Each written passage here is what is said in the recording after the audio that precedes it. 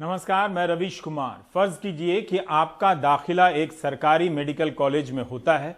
दाखिले के समय आप फीस जमा करते हैं 52,000 और कुछ समय बाद आपसे कहा जाए कि आपको हर साल 9,20,000 रुपया बॉन्ड के रूप में अलग से जमा करने होंगे, तो आप क्या करेंगे? इसके साथ साथ फीस को 52,000 से बढ़ाकर 80,000 कर दिया जाए तो आप क्या करेंगे? यानी सालाना बॉन्ड और फीस मिलाकर 10 लाख जमा कराने होंगे।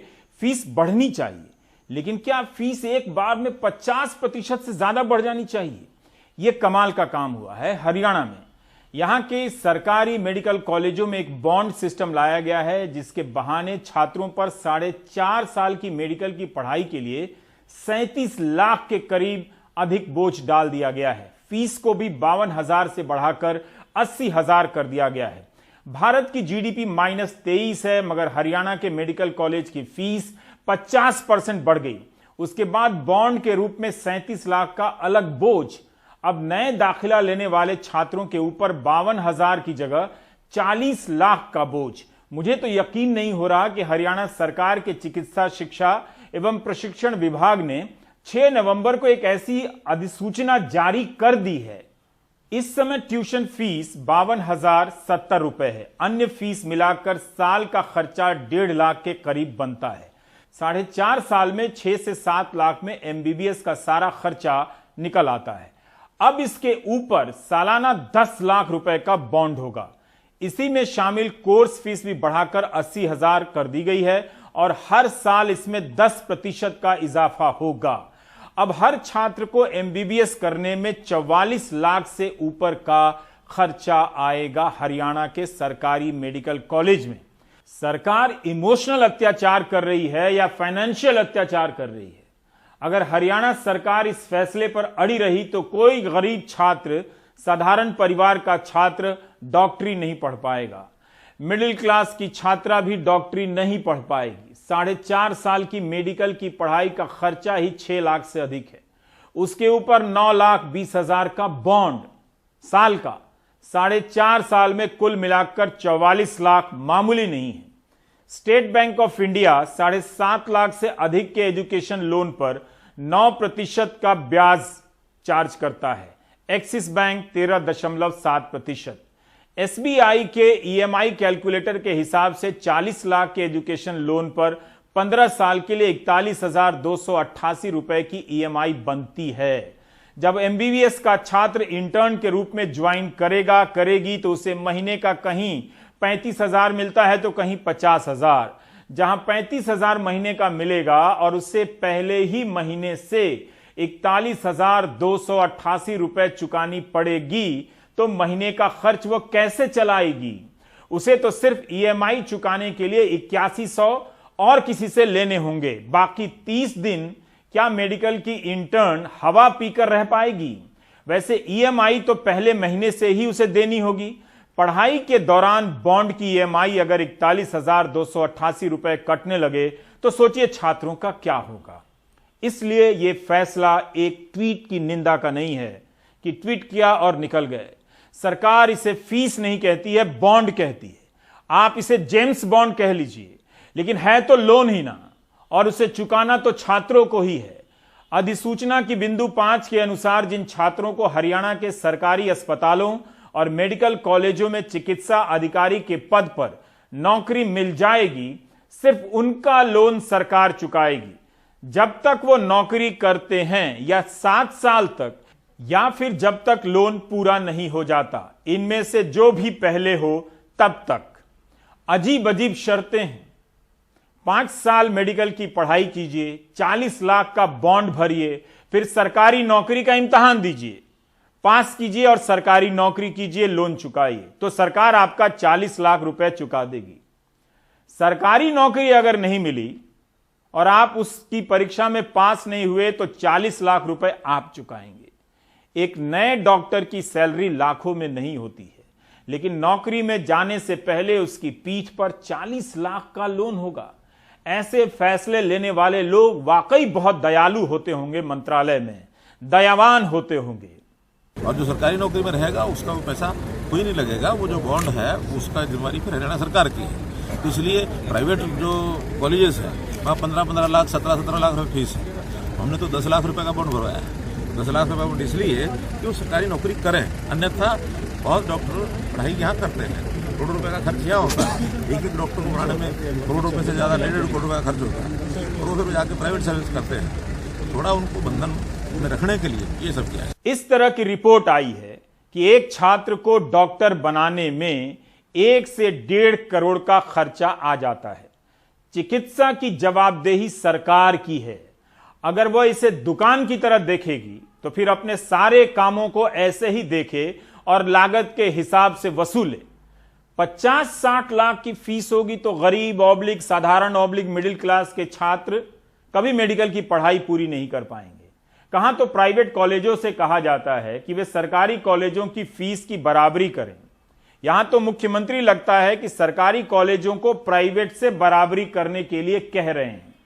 ये किस्म से सरकार की तरफ से बच्चों के मुंह पे तमाचा और उनके सपनों पर लात है। अभी जो ये पॉलिसी निकाली है ये बहुत ही गलत है। कोई भी गरीब बच्चा इतना अफोर्ड नहीं कर सकता। जैसा कि आप सभी, कोई भी आपका रिश्तेदार पढ़ रहा हो या पहले पढ़ते हुए बच्चे हैं, पहले फीस होती थी 50,000, मिला करके उसका साल का खर्चा लगभग 1.5 लाख के आसपास आ जाता है। 23,000 रुपये हॉस्टल के। इसके अंदर भी बच्चों को लोन लेना पड़ जाता है। स्टूडेंट लोन करा के रखते हैं बहुत सारे बच्चे। अब जब 1.5 लाख रुपए में वो स्टूडेंट लोन करा रहा है, तो जब 40 लाख रुपए भरने होंगे, 1 साल के 10 लाख भरने होंगे, वो इतने पैसे कहाँ से लाएंगे? ये कोई हरियाणा के अंदर एडमिशन लेने का सोचेगा भी नहीं। अगर सरकारी नौकरी नहीं मिलता, जो कि 90% लोगों को नहीं मिलेगी, तो उसमें फ़ीस कैसे भरनी होगी? उसमें फ़ीस 10 साल हर लाख की है। उसमें से जो आपकी हर साल फीस है उसमें 10% इंक्रीमेंट दिया गया है। जैसे कि आपको फर्स्ट ईयर के लिए 80,000 पे करनी है, सेकंड ईयर के लिए 10% इंक्रीमेंट 88,000, थर्ड ईयर के लिए आपको 96,800, फिर आपको फोर्थ ईयर के लिए 1,06,480 रुपये। टोटल आपको 4 साल में 3,71,280 रुपये फीस भरनी है। अगर आपको नौकरी नहीं मिली तो आपको इसके साथ साथ अगले 7 सालों में हरियाणा सरकार में नौकरी करते हुए 36,28,720 का principal amount plus interest rate भरनी होगी, जो कि बहुत ही ज़्यादा है। हरियाणा सरकार की अधिसूचना में नहीं लिखा है कि हरियाणा सरकार हर साल डॉक्टरों की वैकेंसी निकालेगी ही। जितने डॉक्टर पढ़कर निकलेंगे उतनी वैकेंसी निकलेगी। जब वह खुद कम वैकेंसी निकालेगी तो वह इस तरह के नियम सभी छात्रों पर कैसे थोप सकती है? 5 सरकारी मेडिकल कॉलेज हैं हरियाणा में, 4 प्राइवेट कॉलेज हैं। इस तरह से हरियाणा में हर साल 1500 छात्र एमबीबीएस की पढ़ाई कर निकलते हैं। सरकार की वैकेंसी का हाल यह है कि 3-4 साल में एक बार आती है। कभी 100 डॉक्टर की वैकेंसी आती है, कभी 200। जब सरकार खुद ही नौकरी की गारंटी नहीं कर रही है तो 7 साल सरकारी नौकरी की शर्त पर 40 लाख का लोन बॉन्ड कैसे लाद सकती है? हरियाणा सरकार ने अपनी अधिसूचना के बिंदु क्रमांक 9 में यह स्पष्ट कर दिया है कि राज्य सरकार के लिए यह आवश्यक या बाध्य नहीं है कि वे सभी एमबीबीएस स्नातकों को रोजगार प्रदान करे। सरकार ने इस पॉलिसी में अपने बचाव के लिए यह साफ कर दिया है कि जो भी एमबीबीएस ग्रेजुएट होंगे उनको रोजगार देना प्रदेश सरकार की जिम्मेदारी नहीं होगी। उनको रोजगार उसी तरह लेना पड़ेगा जिस तरह हर सामान्य अभ्यर्थी लेता है। ये जो पॉलिसी आई है इसमें अब जिन बच्चों के अच्छे मार्क्स आए हैं 600, 640, 650, जो अच्छे रैंक वाले बच्चे हैं वो लोग हरियाणा में एडमिशन लेने के लिए सोचेंगे भी नहीं, क्योंकि उनको पता है कि 40 लाख रुपए उनको भरने पड़ सकते हैं। साथ में सरकार नौकरी की कोई गारंटी नहीं दे रही है। तो हमें सरकार से ये पूछना चाहिए कि अगर आगे सरकार नौकरी नहीं दे पाएगी तो जो भी बच्चे मध्यम परिवार से आएंगे तो उनके लिए पैसे कौन भरेगा, या वो कैसे पैसे भर पाएंगे आगे के लिए? नीट की परीक्षा का रिजल्ट आता है तो मीडिया में कहानी चलती है, फला गरीब का बच्चा नीट पास कर गया। अच्छी बात भी है, वो पास तो कर गया, लेकिन कहानी तो अब निकलनी चाहिए कि वो 50 लाख की फीस कहां से देगा। क्या वो गरीब बच्चा 40 लाख का लोन ले सकता है? वो गरीबी से मेडिकल कॉलेज में प्रवेश कर रहा है डॉक्टर बनने के लिए, और जब निकलेगा तो उसकी पीठ पर 40,000 रुपए महीने की ईएमआई। आप समझ पा रहे हैं कि इस फैसले का क्या असर होने वाला है। ठीक है कि मिडिल क्लास गोदी मीडिया के नेशनल सिलेबस और व्हाट्सएप यूनिवर्सिटी में नेहरू के मुसलमान होने वाली मीम को देखकर मगन है, लेकिन क्या उसे इस बात की सजा दी जा सकती है कि उसके बच्चों की पीठ पर 40 लाख का लोन सरकार ही लाद दे? अगर आप इस अध्यादेश को पढ़ेंगे, इसमें लोन लेने की सुविधा दे रहे हैं, नौकरी की सुविधा नहीं दे रहे। Employment is not guaranteed. और अगर हम यही लोन, होम लोन लें तो 33,000 से ज्यादा की तो किस्त आएगी। क्या इस पे कितना इंटरेस्ट फ्री लोन है या इंटरेस्ट है, जैसे कि बाकी सारे निर्णय लिए गए हैं। और मैं आपसे एक बात और साझा करना चाहूंगा, जैसे कि एनएमसी ने कहा कि प्राइवेट मेडिकल एजुकेशन कॉलेजेस को, प्राइवेट कॉलेजेस को अपनी फीस निर्धारित करने की क्षमता है। एक तरफ एक कोरोना महामारी में जहां हमने देखा मेरे 650 से ज्यादा साथी अपनी जान गंवा चुके हैं, डॉक्टर ने अपना पूरा बल लगा दिया। उसकी शॉर्टेज को पूरा करने के लिए क्या ये अध्यादेश को जरूरी है? हरियाणा के मुख्यमंत्री मनोहर लाल खट्टर जी का कहना है कि यह पॉलिसी लाने का कारण यह है कि सरकार चाहती है कि एमबीबीएस के बाद विद्यार्थियों का सरकारी सेवाओं की तरफ रुझान बढ़े तथा सरकारी अस्पतालों में डॉक्टर अपनी सेवाएं दें। साथ ही उनकी अधिसूचना में यह लिखा होता है कि सरकार सभी एमबीबीएस को नौकरी नहीं दे सकती। क्या कारण सिर्फ मेडिकल छात्र हैं? क्या सरकारी अस्पताल, उनकी सेवा शर्तें, सुविधाएं इसका कारण नहीं है? चिकित्सा का निजीकरण आसमान से नहीं हुआ है, बल्कि सरकार ने ही किया है। वो अपनी एक ही नीति का बदला अपने संस्थान के छात्रों से नहीं ले सकती है। गरीब छात्र भी नीट की परीक्षा पास करते हैं, उन पर 40 लाख के लोन का दबाव क्यों पड़े? नीट की परीक्षा के लिए 2 साल 3 साल की हाड़ तोड़ मेहनत के बाद 720 अंक लाते हैं, तब जाकर एडमिशन होती है और फीस 40 लाख होगी।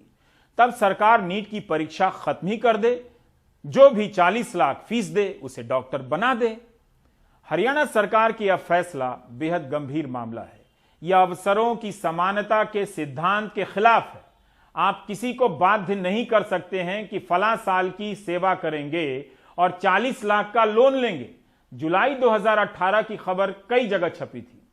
सुप्रीम कोर्ट ने कहा था कि सरकार और private university fees fixation committee की मंजूरी के बगैर मनमाने तरीके से फीस नहीं बढ़ा सकती है। तमिलनाडु की अन्नामलाई यूनिवर्सिटी के 150 मेडिकल छात्रों ने कोर्ट में केस किया था। 2013-14 में 1 साल की फीस बढ़ाकर 5.5 लाख कर दी गई थी। 2003 में सुप्रीम कोर्ट ने आदेश दिया था कि हर राज्य में फीस के लिए एक स्वतंत्र कमेटी होगी, रिटायर्ड जज इसके अध्यक्ष होंगे और वे तमाम जरूरतों को देखकर फीस बढ़ोतरी को मंजूरी देंगे। बिना कमेटी की इजाजत के कोई संस्थान फीस नहीं बढ़ा सकेगा। अन्नामलाई यूनिवर्सिटी ने इसका पालन नहीं किया है। तब सुप्रीम कोर्ट ने फीस बढ़ोतरी के फैसले पर रोक लगा दी थी। 2018 में उत्तराखंड सरकार ने भी ऐसा ही एक कदम उठाया, जिसे कुछ हफ्तों के आंदोलन के बाद वापस लेना पड़ा। उत्तराखंड सरकार ने विधानसभा में कानून बनाया कि प्राइवेट मेडिकल कॉलेज अपने हिसाब से फीस बढ़ा सकते हैं और उसमें सरकार हस्तक्षेप नहीं करेगी। प्राइवेट कॉलेज में भी छात्रों का एडमिशन नीट की परीक्षा पास करने के बाद होता है, यह ध्यान रखिएगा। एक ही प्रतियोगिता परीक्षा पास करने के बाद एक छात्र 1 साल की फीस 1 लाख देता है और एक छात्र 1 करोड़ या 50 लाख। हर तरह से अवसर की समानता की धज्जियां उड़ती हैं नीट की परीक्षा के कारण। हमने उत्तराखंड के इस फैसले को लेकर कई दिनों तक प्राइम टाइम में अभियान चलाया था। सरकार को यह फैसला वापस लेना पड़ा। हरियाणा सरकार ने तो 50% की वृद्धि की है। उत्तराखंड की बीजेपी सरकार के फैसले से वहां के 3 प्राइवेट कॉलेजों ने 400% की वृद्धि की थी। 400, 650 छात्रों की सांसें अटक गई थी। कई दिनों से 3 प्राइवेट मेडिकल कॉलेज के 650 छात्र धरने पर बैठे थे, क्योंकि वहां एमबीबीएस की पहले साल की फीस 6,70,000 से बढ़ाकर सीधे 23 लाख, दूसरे साल की फीस 7,25,000 से बढ़ाकर 20 लाख और तीसरे साल की फीस 7,36,000 से बढ़ाकर 26 लाख कर दी गई थी। यही नहीं, जो दूसरे साल का छात्र है उसे पहले साल की बैलेंस राशि भी देनी थी। इस तरह दूसरे साल के छात्र को 31 मई तक 40 लाख रुपए से ज्यादा देने थे। यहां पीजी की फीस 10 लाख से बढ़ाकर 30 लाख कर दी गई थी। ये छात्र अपनी प्रतिभा से प्रतियोगिता परीक्षा पास कर आए हैं। इतनी फीस उनके बस की बात नहीं। इनके माँ बाप नौकरी पेशा लोग हैं, कोई टीचर है, कोई तृतीय श्रेणी के कर्मचारी भी हैं। इन माँ बाप को कुछ समझ नहीं आ रहा था। मुख्यमंत्री ने अपनी पहली प्रतिक्रिया में फीस वृद्धि को सही ठहराया था, क्योंकि यह उन्हीं के कैबिनेट का फैसला था। अच्छी बात है कि उन्हें अपने फैसले का अमानवीय असर जल्दी दिख गया और उसे वापस लेने का उन्होंने ऐलान किया। उम्मीद है आने वाले समय में प्रबंधन की तरफ से ऐसी कोई चालाकी नहीं की जाएगी। गुरु राम राय मेडिकल कॉलेज के ट्रस्टी का भी शुक्रिया अदा करना चाहिए। प्राइम टाइम के लगातार दिखाते रहने से छात्र 40 लाख रुपए देने से बच गए। आप चाहें तो उस बैच के 650 मेडिकल छात्रों से पूछ सकते हैं, उन्होंने भी आंदोलन किया था। बॉन्ड की व्यवस्था को लेकर एक बार सोचने की जरूरत है। द वायर की एक रिपोर्ट है, महाराष्ट्र में भी एमबीबीएस, एमडी, एमएस, डिप्लोमा और सुपर स्पेशलिटी के 4,883 छात्रों से बॉन्ड भराया जाता है। रिपोर्ट के अनुसार सिर्फ इस बॉन्ड का ही अपने आप में 14 अरब रुपए का कारोबार है। छात्रों को 1 साल की सरकारी अस्पताल की नौकरी करनी होती है। सीएजी ने 2009-10 के साल की ऑडिट की थी। उसके अनुसार 90% छात्र बॉन्ड भरने के बाद भी नौकरी नहीं करते हैं। बॉन्ड का बोझ फिर क्यों लादा जाता है? क्या इसके बगैर कोई सरकारी अस्पताल में काम नहीं करेगा? फिलीपींस में हजारों छात्र मेडिकल की पढ़ाई करते हैं। यहां 5 साल की फीस भारतीय रुपए में कुल 17 से 18 लाख रुपए है। जब इतने कम में मनीला में कोई डॉक्टरी पढ़ सकता है तो भारत में क्यों नहीं? आखिर बड़ी संख्या में छात्र भारतीय रुपया लेकर बाहर क्यों जा रहे हैं? भारत की प्रतिभा और पैसा दोनों बाहर जा रहा है। वहां बिना डोनेशन और बिना बॉन्ड के एडमिशन होता है। जरूर इसके लिए छात्रों को पहले भारत में नीट की परीक्षा पास करनी होती है और फिर पास किए हुए विद्यार्थियों को फिलीपींस की परीक्षा नेशनल मेडिकल एडमिशन टेस्ट में बैठना होता है, जो साल में 2 बार होती है, मार्च और अक्टूबर में। जब आप फिलीपींस में 17-18 लाख में पढ़ सकते हैं तो भारत में 40 लाख से 1 करोड़ की फीस हो, इसका क्या तुक है? इसी से जुड़ा एक और सवाल है। विदेशों से मेडिकल की पढ़ाई कर हजारों की संख्या में छात्र सरकारी नौकरी के लिए तैयार हैं, लेकिन परवाह किसे है? क्यों बिहार जैसे राज्य में डॉक्टरों के 60% पद खाली हैं? ये हर साल फीस लेने का क्या औचित्य है? 10-10 लाख रुपए जब बच्चे फीस देंगे तो फिर गवर्नमेंट कॉलेज और प्राइवेट कॉलेज में क्या फ़र्क रह जाता है? दूसरा सवाल मेरा केंद्र सरकार से है। केंद्र सरकार ने जब NMC bill, national medical commission bill लेकर आई थी केंद्र सरकार, तो उन्होंने बोला था कि हम जो प्राइवेट मेडिकल कॉलेज की जो 50% सीट है उनकी फ़ीस सरकार तय करेगी, लेकिन अभी तक सरकार ने ऐसा कोई कदम नहीं उठाया, ना ही कोई ड्राफ्ट तय किया। तीसरा सवाल मेरे नेक्स्ट को लेकर, जो एफएमजी के स्टूडेंट्स हैं जो नेक्स्ट एग्ज़ाम देंगे, जिसमें 2 एग्ज़ाम रखा है सरकार ने, नेक्स्ट 1 एंड नेक्स्ट 2। नेक्स्ट 1 किसके लिए है कि आप इंटर्नशिप कर सकते हो। नेक्स्ट 1 जो एग्ज़ाम है और नेक्स्ट 1 आप क्लियर करेंगे, उसके बाद में इंटर्नशिप कर पाएंगे, और इंटर्नशिप करने के बाद में लाइसेंस के लिए आपको नेक्स्ट 2 और एग्ज़ाम देना पड़ेगा। बल्कि जो एफएमजी के जो छात्र हैं, जो अभी तक एमसीए का एक एग्ज़ाम देते थे, मेडिकल काउंसिल ऑफ इंडिया का एफएमसी जो एग्ज़ाम होता था, उसके बाद में करने के बाद में लाइसेंस मिल जाता था। लेकिन जो अभी जिस तरीके से देखा जा रहा है नेक्स्ट 1 और नेक्स्ट 2 का, तो ये जो फॉरेन स्टूडेंट है उनके पक्ष में बिल्कुल भी नहीं है। अब आते हैं जम्मू कश्मीर पर। 5 अगस्त 2019 को राज्य का दर्जा समाप्त कर दिया गया था। 28 अगस्त को तत्कालीन राज्यपाल सत्यपाल मलिक ने कहा कि सरकार 50,000 युवाओं को रोजगार देगी। 1.5 साल से ज्यादा का समय गुजर गया, युवा 50,000 नौकरी खोज रहे हैं। फ्लैशबैक में इस बयान को सुनिए तो सीना चौड़ा हो जाने का चांस है। लगेगा कि यह हुई ना बात, जम्मू कश्मीर के इतिहास में इतनी भर्ती नहीं हुई होगी, ऐसा दावा किया जा रहा है। मलिक साहब भी सोचते होंगे कि क्यों बार बार ये बयान दिखाता रहता है। जो गवर्नमेंट का सिस्टम है उसने एक्सरसाइज करके ढूंढा, हमारे पास 50,000 गवर्नमेंट जॉब्स हैं, वो हम भरेंगे, उसकी हम घोषणा करते हैं। नौजवानों से कहेंगे कि वो उसमें बढ़ चढ़ के हिस्सा लें, शिरकत करें। 50,000 नौकरियां हम आने वाले 2-3 महीने में यहाँ के नौजवानों को दे देंगे और ये वैकेंसीज भर देंगे। लार्जेस्ट सिंगल रिक्रूटमेंट ड्राइव है ये इस स्टेट की लाइफ में। कभी इतना नहीं हुआ है कि 50,000 लोग एक साथ भर्ती हुए हों। बोलते समय जो गर्व का भाव था, काश वैसा होते समय भी होता। कहां तो 2-3 महीने में 50,000 सरकारी नौकरियां मिलने वाली थी, न जाने कितने महीने गुजर गए। ऐसा नहीं है कि जम्मू के नौजवानों को नौकरियां मिल रही हैं, छोड़िए श्रीनगर वालों को, जम्मू के नौजवानों को भी चैन नहीं है। 50,000 नौकरियों का इंतजार वे भी कर रहे हैं, प्रधानमंत्री मोदी ने भी कहा था कि उनकी सरकार खाली पड़ी वैकेंसी को भरने के लिए प्रतिबद्ध है। साथियों, बहुत जल्द ही जम्मू कश्मीर और लद्दाख में सभी केंद्रीय और राज्य के रिक्त पदों को भरने की प्रक्रिया शुरू की जाएगी। इससे स्थानीय नौजवानों को रोजगार के पर्याप्त अवसर उपलब्ध होंगे। साथ ही केंद्र सरकार की पब्लिक सेक्टर यूनिट्स और प्राइवेट सेक्टर की बड़ी कंपनियों को भी रोजगार के नए अवसर उपलब्ध कराने के लिए प्रोत्साहित किया जाएगा। तो वो प्रतिबद्धता कहां गई? नौकरी देने में तो सरकार का ही प्रचार होता, सरकार ही बता दे कि 50,000 में से कितनी नौकरियां दी गई हैं, अभी तक किस प्रकार की नौकरियां दी गई हैं। मुदासिर अहमद ने वायर में अपनी रिपोर्ट में एक अनाम सरकारी अधिकारी के हवाले से लिखा है कि क्लास 4 और अराजपत्रित कर्मचारियों के 80,000 पद खाली हैं। हमारे सहयोगी नसीर मसूदी ने बताया कि जून में 10,000 पदों की वैकेंसी का विज्ञापन निकला। इसमें से 8,000 पद चतुर्थ श्रेणी के हैं। 6 लाख नौजवानों ने फॉर्म भरे। जून में विज्ञापन निकला था, मगर परीक्षा की तारीख आज तक नहीं निकली।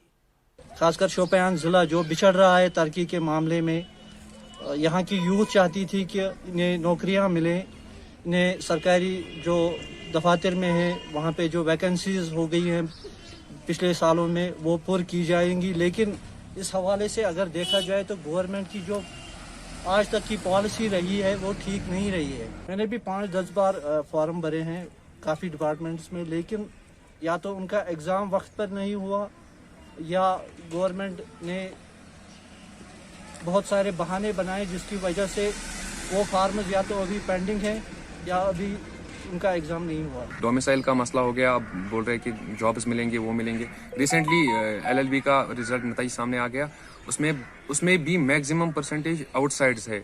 जम्मू कश्मीर के बाहर जो लोग हैं वो सिलेक्ट हो गए। कश्मीर के लड़के अभी तक यहाँ पे तो टेंशन डिप्रेशन की वजह से अब सारे या तो ड्रग एडिक्शन हो गए, यहाँ पे सबसे ज़्यादा केसेस यही है। डिप्रेशन की वजह से सुसाइड हो रहे हैं, ऐसे कि जॉब्स ना मिल रहे हैं एंड अनएम्प्लॉयमेंट वजह से यहाँ पे सारे परेशानी है। अब हाल ही में SSB जो उन्होंने जो नोटिफिकेशन जारी किया क्लास 4 के लिए, तो पता नहीं उसका भी क्या होगा। उसके लिए भी बहुत सारे लड़कों ने फार्म भरे, उसका एग्जाम कब होगा ना होगा। तो पिछले बहुत सारे दफा तक ऐसे यहाँ पे जिन्होंने क्लास 4 का फार्म भर दिया है, उसके नाम भी कुछ सिलेक्शन हो गई है, ना उनका मेरिट लिस्ट आया है, कुछ भी नहीं हो पाया है। कि अब खुदा ही जाने इस अनएम्प्लॉयमेंट का क्या हल होगा। इस रफ्तार से भर्ती होती रही तो 50,000 भर्तियां होने में कई दशक लग जाएंगे। नौकरी और फीस का मसला हवाई का नहीं है। वाकई इस मसले ने हमारे देश के नौजवानों की सारी खुशियां छीन ली हैं। कुछ लोगों को लगता होगा कि इन्हें लगातार लव जिहाद और पाकिस्तान के नाम पर एक समुदाय के प्रति नफरत में डुबाए रखने से पता नहीं चलेगा कि उनकी उम्र बीत गई और रोजगार नहीं मिला। वो गलत सोच रहे हैं। हमारे युवाओं में पहले जहर भरा गया, फिर उन्हें बेकार कर दिया गया। उनके साथ वाकई बहुत ज्यादा ज्यादती हो रही है।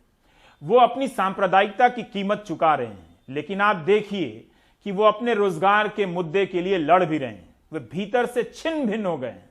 इन युवाओं से आप नफरत मत कीजिए, इनकी मदद कीजिए, इस तकलीफ से बाहर निकाल लें।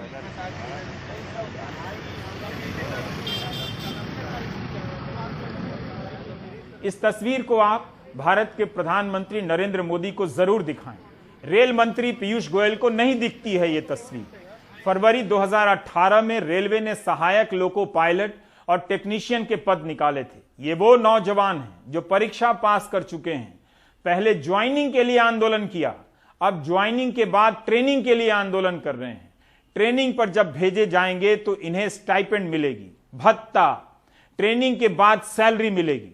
आप मुझे बताइए कि परीक्षा पास करने के बाद मेरे देश के इन नौजवानों को क्यों सताया जा रहा है?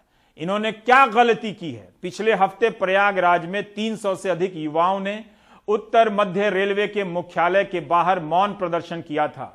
ज्वाइनिंग के बाद जो घर बैठे हैं, उनकी ट्रेनिंग शुरू नहीं हुई है, उन्हें सैलरी नहीं मिल रही है। एक तरह से नौकरी के बाद भी वे बेरोजगार का जीवन जी रहे हैं। इन युवाओं से आप नफरत मत कीजिए, इनके साथ नाइंसाफी मत होने दीजिए। यही नहीं, लखनऊ में आज ग्रामीण विकास पदाधिकारी की परीक्षा पास कर चुके नौजवान सड़क पर उतरे। वो क्यों सड़क पर उतरे? 2018 में इस परीक्षा का विज्ञापन निकला था, परीक्षा पूरी हुई, लेकिन 14 महीने हो गए रिजल्ट को आए, इनकी नियुक्ति नहीं हो रही है। ये परीक्षा पास कर बेरोजगार बैठे हैं 1.5 साल से।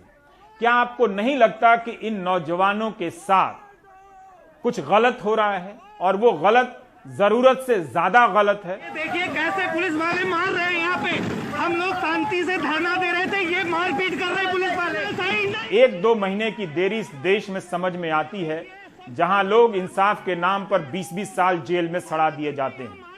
उस देश में इन नौजवानों को परीक्षा पास करने के बाद ज्वाइनिंग के लिए दर्जनों मर्तबा आंदोलन, धरना प्रदर्शन करना पड़ रहा है।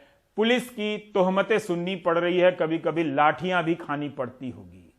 इन नौजवानों के साथ ऐसा क्यों होता है? आप देख रहे हैं प्राइम टाइम, बाकी ब्रेक के बाद।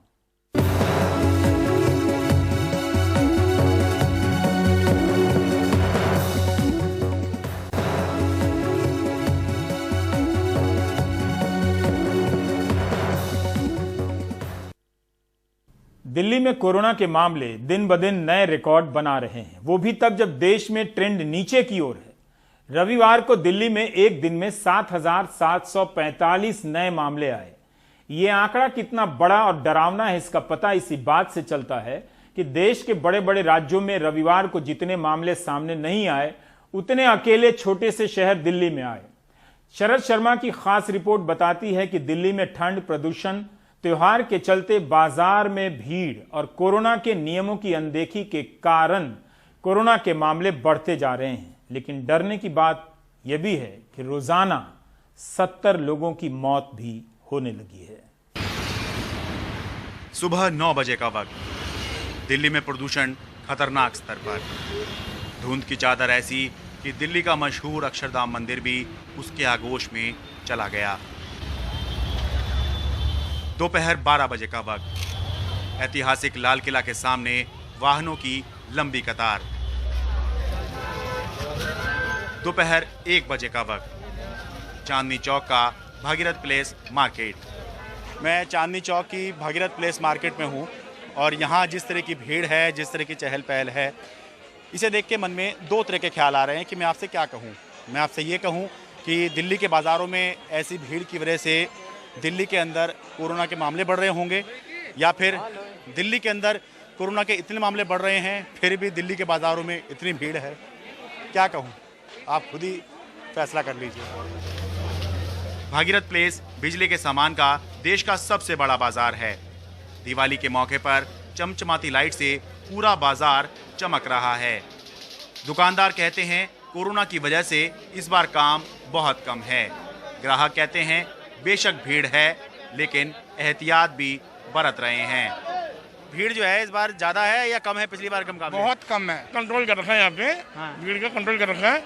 अच्छा। अभी बहुत कम है। भीड़ भाड़ बहुत ज्यादा है, बहुत ज्यादा है। और लोग बाग जो केयर होनी चाहिए वो केयर भी नहीं कर रहे हैं, अपनी नहीं कर रहे हैं, बिल्कुल भी नहीं। तो यहाँ घुसते हुए डर लग रहा है या फिर बिजनेस है करना ही है? डर तो लग रहा है मगर बिजनेस है तो करना ही है। डर नहीं लग रहा है? इतनी भीड़ में आ रहे हो आप कोरोना काल में? आप भी तो आ रहे हो, काम है तो आना ही पड़ेगा ना। हाँ, ये बहुत जोर की बात कही आपने। आप भी आ रहे हो। सोशल डिस्टेंसिंग का केयर कर रहे हैं, देन मास्क लगा रहे हैं, सैनिटाइज कर रहे हैं। अच्छा, तो मार्केट में निकलना है, काम तो करना ही सर। देह से दूरी जैसी बातें तो यहाँ बेमानी है, लेकिन पुलिस मास्क ना लगाने वालों का चालान करती दिखती है। ये जनाब दुकान में बिना मास्क थे, पकड़े गए। सर मैं पापड़ लिया, मेरा फोटो भी देखना, फोटो भी देखना। हाँ। मैंने पापड़ लिया, मैं अंदर खाने जाने लगा, कह रहे रुको, पापड़ हाथ में भी लेने दिया इन्होंने। देख, इनसे पूछो आप खुद ही। ठंड, त्योहारी मौसम में बाजारों की भीड़, प्रदूषण, नियमों की अनदेखी और मजबूत कॉन्टैक्ट ट्रेसिंग, इन सब का नतीजा ये हुआ कि दिल्ली में पिछले 24 घंटों में 7,745 नए मामले सामने आए हैं, जो अब तक का सबसे बड़ा रिकॉर्ड है। दिल्ली की दैनिक संक्रमण दर यानी पॉजिटिविटी रेट 12 से 15% के बीच है, जबकि देश की दैनिक संक्रमण दर 3 से 5% के बीच है। एक्टिव केस की संख्या 41,857 हो गई है, जो अब तक सबसे ज्यादा है। इस समय दिल्ली में सबसे बड़ी समस्या है कि ज्यादातर प्राइवेट अस्पतालों में आईसीयू बेड नहीं हैं। कुछ सरकारी अस्पतालों में भी आईसीयू बेड की किल्लत देखने को मिल रही है। सरकार का कहना है कि दिल्ली कोरोना की तीसरी पीक से गुजर रहा है। परसों आपने ऐसी उम्मीद जताई थी कि लगभग तीसरी पीक जो है वो हिट कर गई है, अब शायद आगे नहीं बढ़नी चाहिए, लेकिन आपने कल देखा कि नहीं, देखो हिट करने का मतलब होता है कि जो पीक चलती है लगभग 4-5 दिन 1 हफ्ते तक चलती रहती है, तो अब हम पीक पे चल रहे हैं ऐसा लगता है। वैसे कोरोना के नए मामलों से ज्यादा चिंता और डराने वाली बात यह है कि दिल्ली में इन दिनों रोजाना 70 से ज्यादा लोगों की मौत हो रही है। अब तक दिल्ली में हुई कुल 6,989 मौतों में से 427 पिछले एक हफ्ते में ही हुई हैं। दिल्ली से शरद शर्मा, एनडीटीवी इंडिया। आपको सिर्फ 3 काम करने हैं। 2 व्यक्तियों के बीच 6 फीट की दूरी होनी चाहिए। हाथ आप लगातार साफ करते रहें, धोते रहें साबुन से, और मास्क जब लगाएं तो नाक को ढकें। इन 3 अनुशासन के इन 3 नियमों से आप कोरोना से लड़ सकते हैं, खुद को बचा सकते हैं। इसका ख्याल रखिएगा। 10 नवंबर को बिहार चुनाव के, मध्य प्रदेश चुनावों के नतीजे आ रहे हैं, झारखंड के उपचुनाव के भी नतीजे आएंगे। मेरे साथ बने रहिए एनडीटीवी इंडिया पर चुनावी नतीजे देखने के लिए।